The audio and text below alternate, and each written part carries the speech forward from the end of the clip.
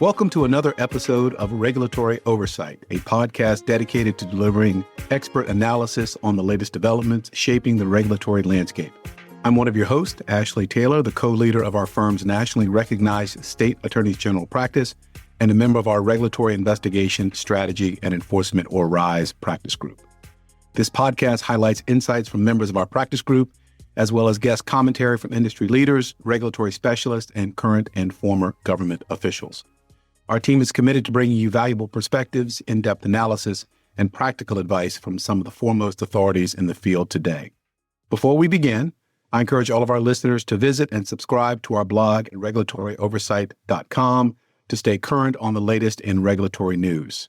Today, we are continuing our multi-part series on artificial intelligence. My colleagues Ghillaine Reid, David Stauss, and Matt Berns will examine how states are actually regulating artificial intelligence in 2026 and why state action is accelerating as federal efforts have slowed.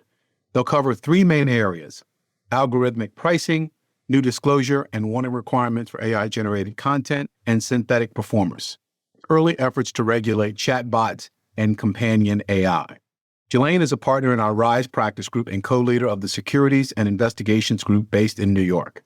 She brings deep experience from both government service and private practice, regularly representing corporations and individuals in investigations by the SEC, DOJ, FINRA, and other regulators. She has successfully defended high-profile SEC enforcement matters and previously served as a branch chief and staff attorney in the SEC's New York regional office. Dave is a partner in our privacy and cyber practice group, advising clients across the full spectrum of state, federal, and international privacy, AI and information laws, including comprehensive state privacy regimes, children's and social media laws, data broker and biometrics laws, AI frameworks like the Colorado AI Act and the GDPR. He is a leading voice on state privacy and AI regulation, tracking state-level developments. Matt is also a member of our RISE practice group, based in Philadelphia. He brings an insider's perspective from senior leadership roles in the New Jersey Attorney General's office and Governor's office, and as a trial attorney at the United States Department of Justice. As chief counsel to the New Jersey Attorney General, he oversaw key divisions and major civil enforcement matters in areas such as consumer protection, data privacy, and cybersecurity. And he also served as deputy chief counsel to the governor. Ghillaine, Dave, and Matt, thank you for joining me today to break down some state-level AI developments.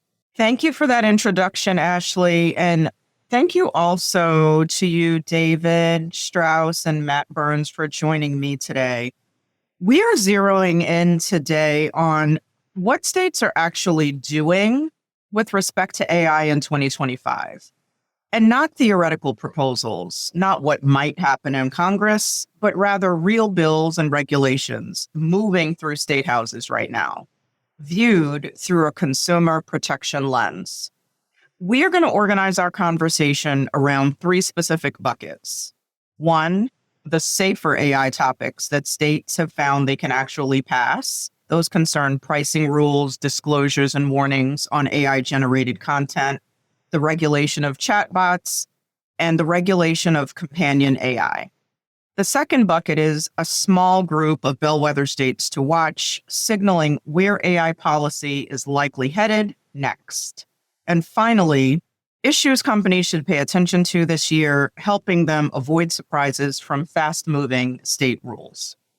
Overall, federal AI regulation has largely stalled on the harder, more contested issues.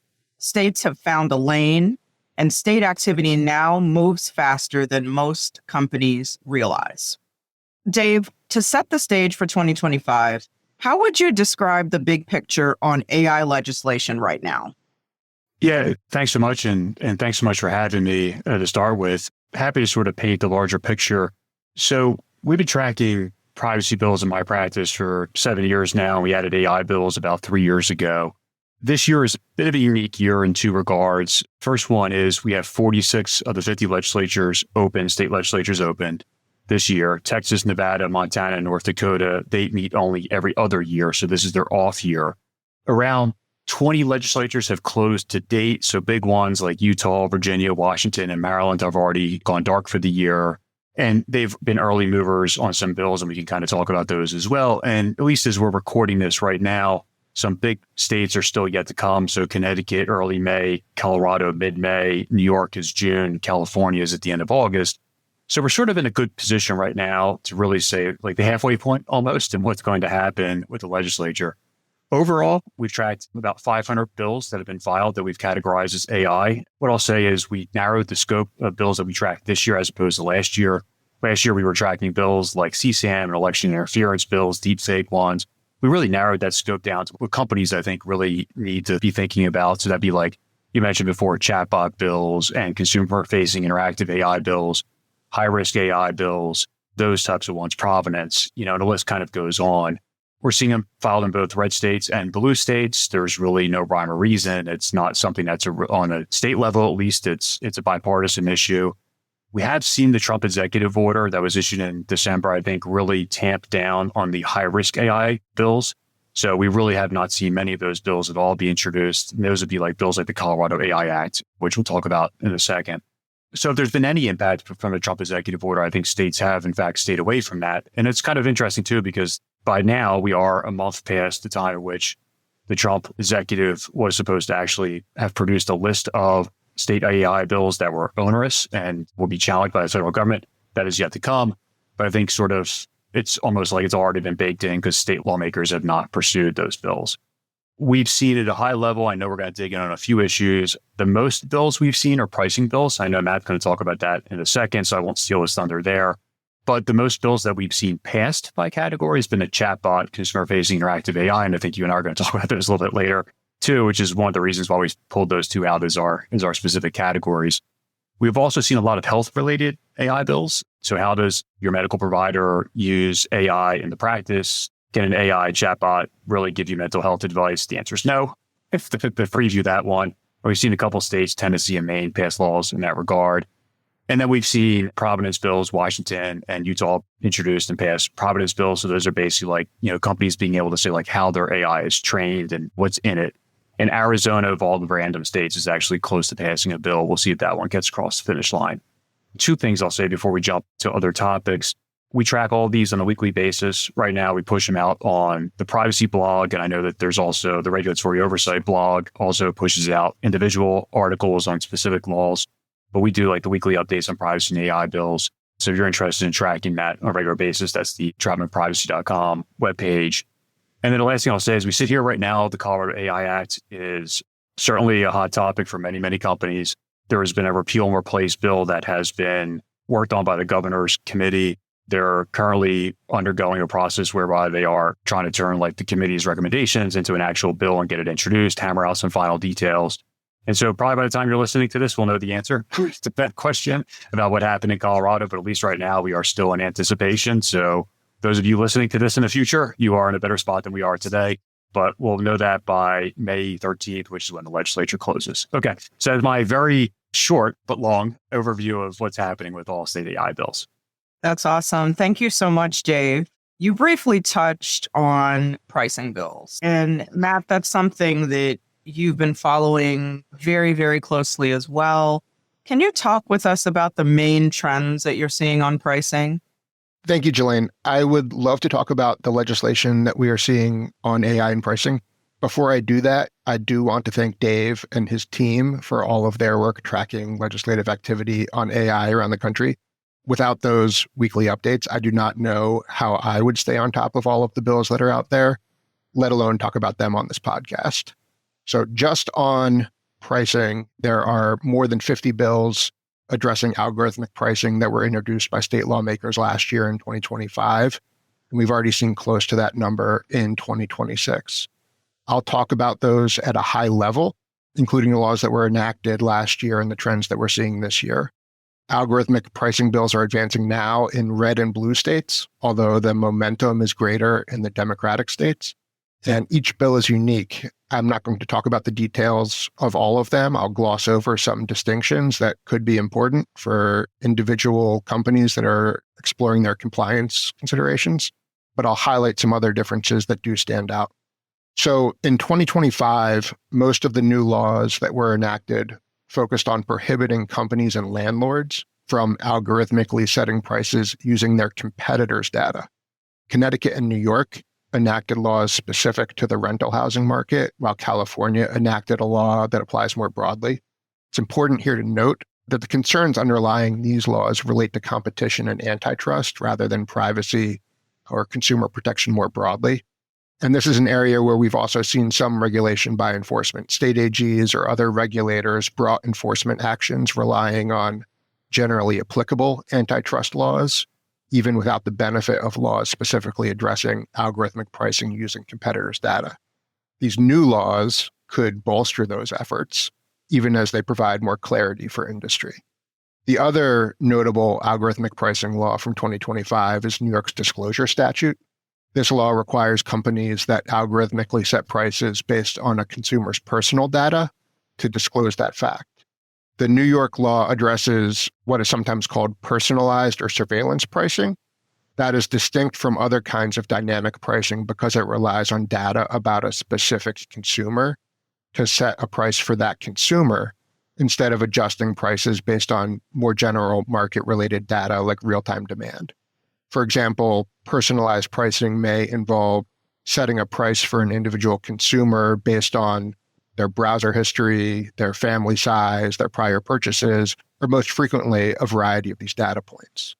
Turning to 2026, we are seeing state governors and legislators really focus on personalized or surveillance pricing as part of their broader efforts to address issues relating to affordability. A number of states are advancing disclosure bills like New York's from last year, but importantly, they are not stopping at disclosure. There are legislators who want to generally prohibit personalized pricing, at least in certain industries, or to prohibit consideration of certain types of personal data.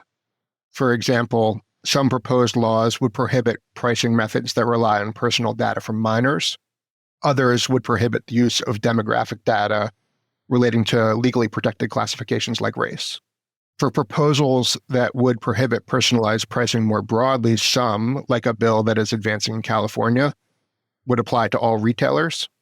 But the bills that have gained the most traction so far focus on specific industries rather than across-the-board prohibitions. And most of those bills focus on the grocery industry in particular. In Maryland, the legislature, as of our recording today, has sent the governor a bill that would prohibit personalized pricing by food retailers and third-party delivery services. And in New Jersey, we saw a bill that broadly prohibited personalized pricing be replaced with one that targets groceries after the original bill faced industry opposition.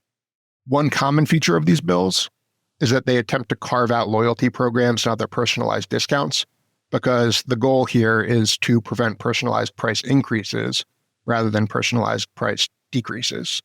Key difference from state to state is whether the law creates a private right of action or limits enforcement to the state attorney general, which of course is going to affect the risks of noncompliance. Another difference I want to note here is that some of the grocery-related bills, like Maryland's, focus on grocery stores, while others, like New Jersey's, focus on food and household products, regardless of whether they are sold by grocery stores or through other channels. The bills that focus on particular products rather than particular merchants present compliance concerns for a lot more companies than the food retailers and delivery services that are targeted in the Maryland bill. So overall, we are paying close attention to the details of these bills as we monitor their progress through legislatures around the country, and as we help clients understand the potential impact on their business operations and how to come into compliance. Fantastic. Thank you, Matt.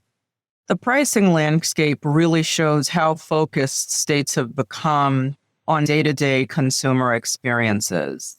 And staying with the focus on the consumer lens, I want to shift to another big theme that's being presented in these bills, and that relates to GenAI warnings and synthetic performers.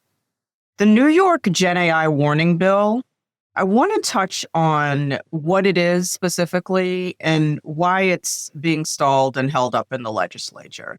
So to start, the New York legislature passed A 3111 in March of 2026, and that requires any operator of a GenAI system to post a conspicuous notice that outputs may be inaccurate from GenAI, and the bill is now sitting with Governor Hochul.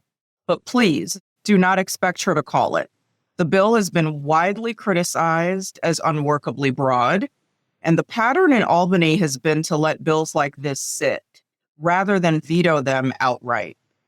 This, quote, dumpster fire characterization that you hear from practitioners gets at the core of the real problem. The bill is 30 lines long, applies to any GenAI system, and doesn't give any guidance on what conspicuous really means.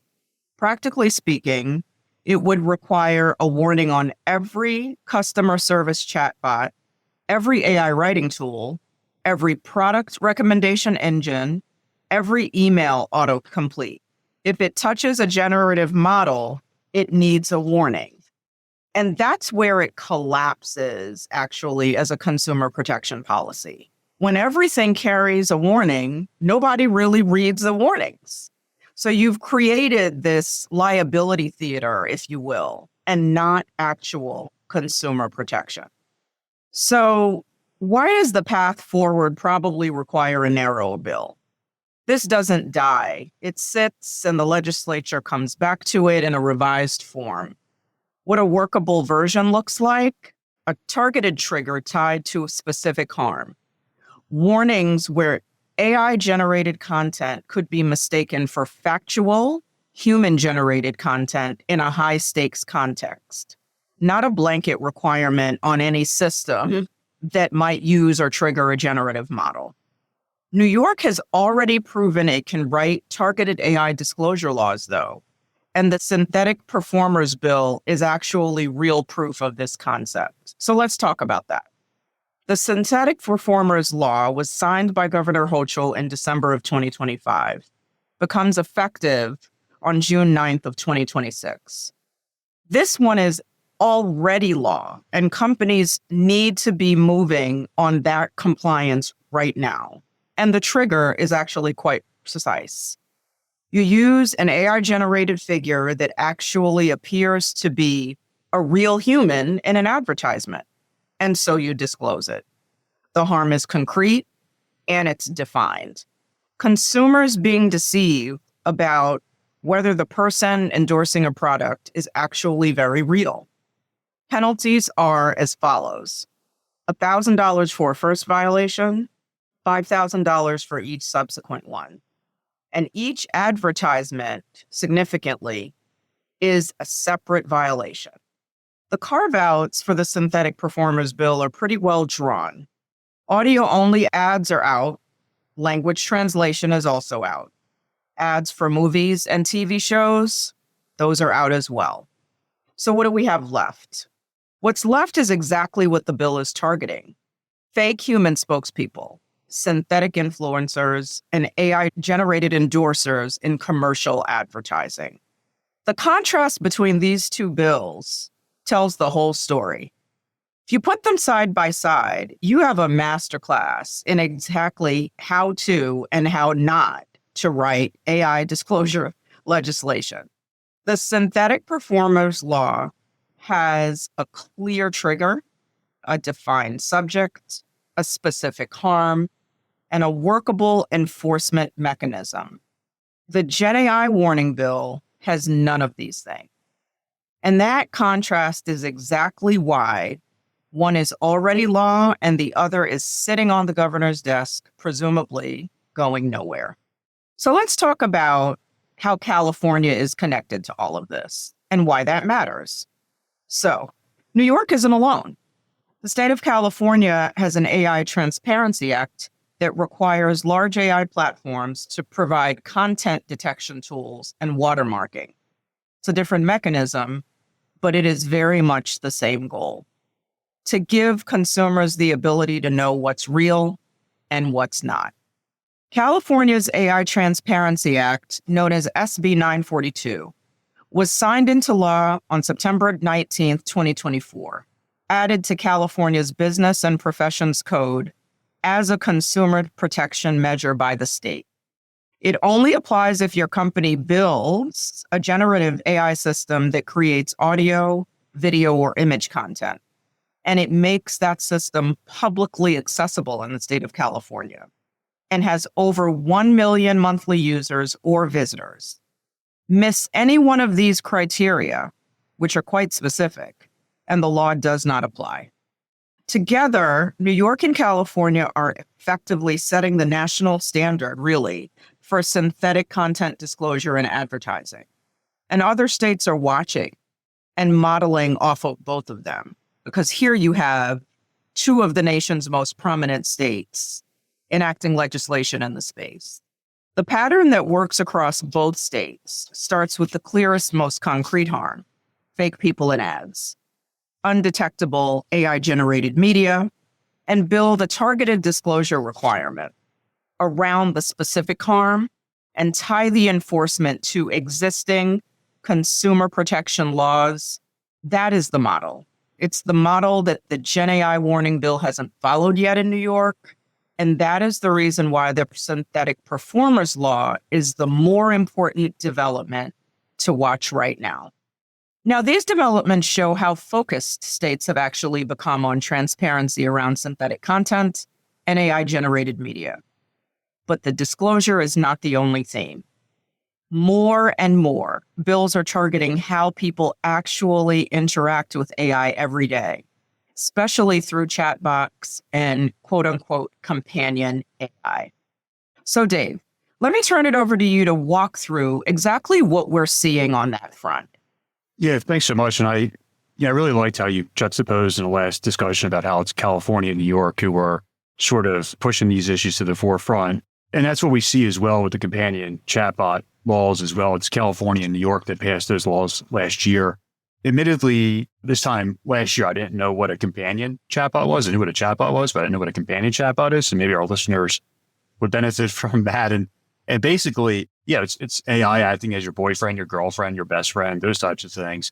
And remarkably, I was at a conference over the fall and they had some keynote speakers came in and they had just gone to a high school to talk about AI. There were podcasters who had gone in and given a speech. And they asked the audience of high school kids, they said, like, how many of you have an AI friend? And they said like a third of the audience raised their hand saying that they had an AI friend. Now, second data point, so I'm in Denver, right? And I watch the morning news almost every morning religiously when I work out. And they ran a piece on companion chatbots, right? And they finished, and the morning show people started talking about like the use of companion chatbots. And they said on a piece that something like 25% of the United States uses companion chatbots. It's higher for, I think, men than it is for women, but I've got those numbers probably backwards. And then one of the morning show people said, like, that she uses a companion chatbot for mental health purposes, right? And so these are really these issues that are eye-opening, right? Like, I think there are things that I just have missed. I've got young kids and I've asked them like, hey, do you have an AI friend? And they swear that they don't, but like, oh my goodness, right? Like, these are just, they've come out of nowhere, right? And so I always tell people like on state lawmaking, like state lawmakers are just like you and I, right? They see issues in the wild and their constituents talk about those and they bubble those issues up. And that's why we see these bills getting run. You can see when Matt's talking about pricing, like, yeah, like having your personal data be used to price something has a ick factor at the end of the day, right? Or you were talking about the New York bills and California around disclosures. Like, yeah, we should be able to tell whether this image I'm looking at is real or if it's AI. Like, those are just like some basic issues, especially when you talk about like things like elections and those types of things, right? Companion chatbots is another one of those areas. And so California and New York lawmakers last year said, hey, we got to start creating some structure around this. And one of the things we need to do is we need to understand how kids are interacting with this. And we need to be able to tell kids, like the chatbot providers need to be able to tell kids, I'm not real on a regular basis. And we have seen the horrible stories, they're awful, where kids have committed suicide. And there's a chat feature that has said things like come home or has encouraged suicidal ideation and those types of things. And so when you understand that sort of use case and the harm that's being addressed, it's really kind of easy to understand these bills, right? And so what these bills want to do is most of the way they want to do two things. They want to say, if it's a minor, anybody under 18 interacting with a chat feature, you got to tell that kid that you're not real. And you got to tell them not just at the beginning, but you got to keep on telling them along the way. Every 3 hours, Connecticut's going towards 1 hour in its bill. Again, there's an issue of like, am I just clicking a button and it goes away? But like, what can you do? And then if a kid starts saying things like suicidal ideation, you've got to have a protocol in place, and that protocol has to stop it, right? To say like, you need to contact services, those types of things. So like, does it resolve the issue? It's really hard to say. It helps a lot, I think, at the end of the day, especially as, parents thinking like, this is interacting with GenAI. I don't know how it's going to be interacting with my child. So those are like the threshold issues. And then when you get to like the adult issues, what we've been talking about is things like mental health capacity, right? Like, should a chat bot really be providing you with mental health advice, right? And lawmakers have looked at that and been like, I don't think that that should be the case. We see these bills that are passing in the mental health capacity saying like, that's just not a use case we feel comfortable with. Republican and Democrat states passing those. And then just like the broader aspect of how do we regulate just consumer interactive AI with individuals? And those are things like, listen, if it's not open and obvious to a reasonable person that they're interacting with AI, you've got to tell them, right? And the use case there is really like, if you're calling customer service and you're interacting with something that sounds like a person, but it's not a person, then you've got to tell somebody. So like, there was a commercial that was on TV during football season, and it was like a woman, she was like, are you a bot? I don't know. Are you a bot? Right. And like, that was the use case, right? It was like, I don't know, maybe I'm a bot. Maybe you're a bot. Right. And so like, those types of things are what lawmakers looked at. Now, what I'll say is that's conceptualizing what it is. When you look at the specific laws, we get into concerns. So what are the concerns we get into? One is there's prior rights of action associated with those, right? So California and Oregon have prior rights of action with statutory damages, right? So that's a big deal. Washington, which passed this law this year, also has a prior right of action, but there's no statutory damages, right? And then the definitions of like what types of chat features fit into these boxes is becoming concerning as well. And whether lawmakers have adequately threaded the needle as to what actually fits into a companion chatbot and what doesn't. So let me give you the example out of Oregon. So there you got to satisfy 3 criteria. One is you retain information between sessions, right? So like if I leave the chat feature, I come back to the chat feature, does it remember me? A lot of customer service chat features do that as a matter of course, right? Number 2, it asks unprompted or unsolicited questions that suggest or concern emotional topics. So a lot of chat features will be acting like that. They will be asking you questions like, is that enough? Does that satisfy you? And emotional topics isn't defined, and it could be things like financial services or education or all those types of things are, quote, emotional topics. And the last one is sustaining an ongoing dialogue concerning matters that are personal to the user. Well, I don't know, like I like to think that everything I do on the internet is personal to me.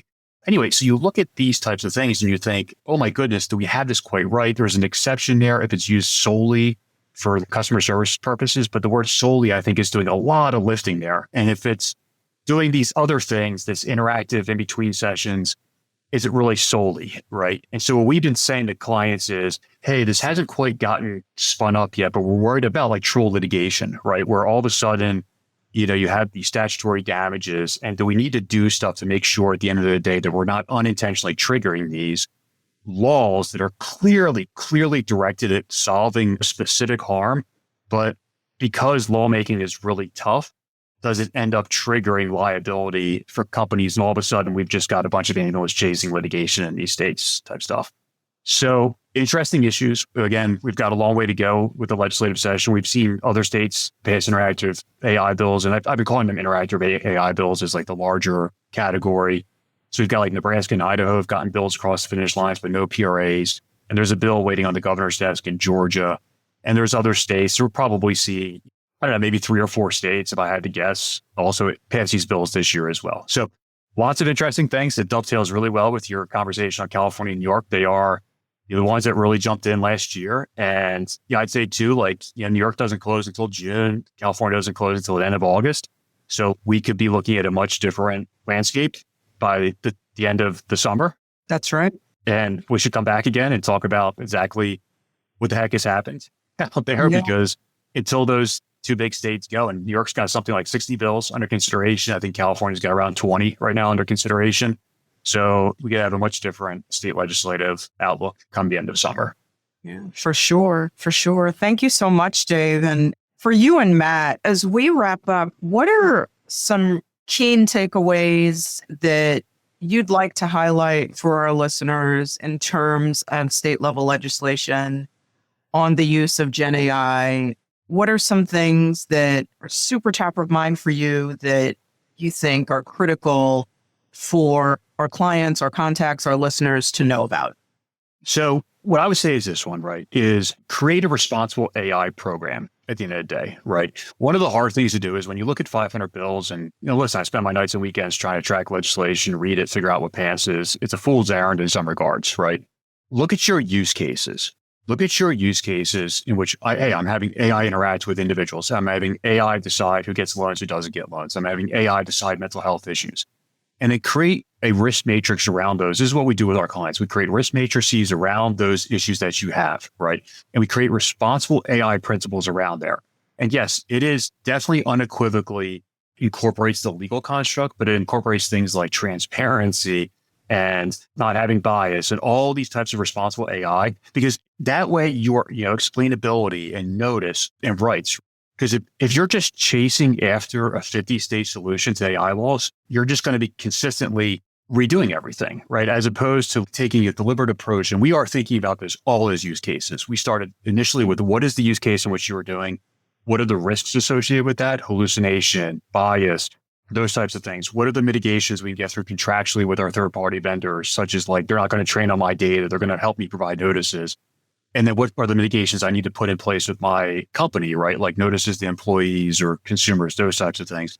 And if we build that structure and we build that structure for clients and they can walk through those doors, that's going to hopefully accommodate 95% of the problem. And when we get these random bills like the New York GenAI one, like you were talking about, which is like, oh man, do we really need to put a notice on every single GenAI that says if Right. that we can at least like take those and say like, we understand where this would apply and we understand like what we could do. So Yeah. again, I think it's one of those things where hopefully the front end work, so you're not so reactive, and the back end can really be a huge leverage.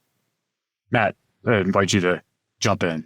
Thanks, Dave. Since you talked about compliance, I'll just talk about engagement in the policy process on the front end.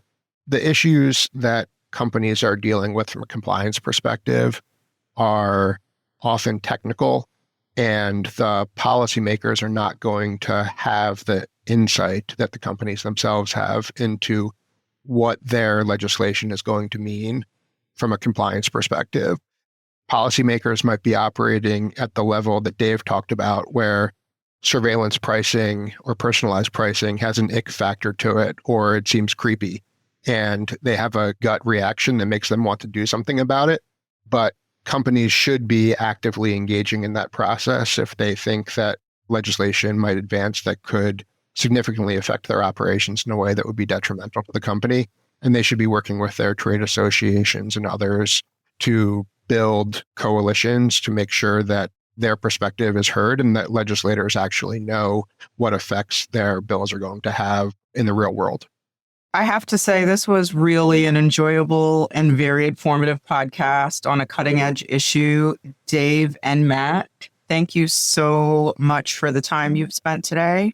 I think that is all we have for today. Really appreciate you both. And Ashley, thank you for having us on the podcast. It's been great. Thank you all for joining me today. It's been a really thoughtful and practical conversation about where state AI regulation is headed and what it means in the real world. I appreciate you all sharing your insights. I want to encourage our listeners to tune in next time as we continue our conversation, focusing on how AI is actually being regulated today and what practical steps companies should be taking now to manage AI-related legal and operational developments. And thank you to our listeners. I encourage you to tune in next time as we continue our multi-part series on the developing regulatory landscape of artificial intelligence. Remember to subscribe to this podcast via Apple Podcasts, Google Play, Stitcher, or whatever platform you use. And we look forward to having you join us next time. Copyright Troutman Pepperlock, LLP. These recorded materials are designed for educational purposes only. This podcast is not legal advice and does not create an attorney-client relationship. The views and opinions expressed in this podcast are solely those of the individual participants. Troutman does not make any representations or warranties, expressed or implied, regarding the contents of this podcast. Information on previous case results does not guarantee a similar future result. Users of this podcast may save and use the podcast only for personal or other non-commercial educational purposes. No other use, including without limitation, reproduction, retransmission, or editing of this podcast may be made without the prior written permission of Troutman Pepperlock. If you have any questions, please contact us at troutman.com.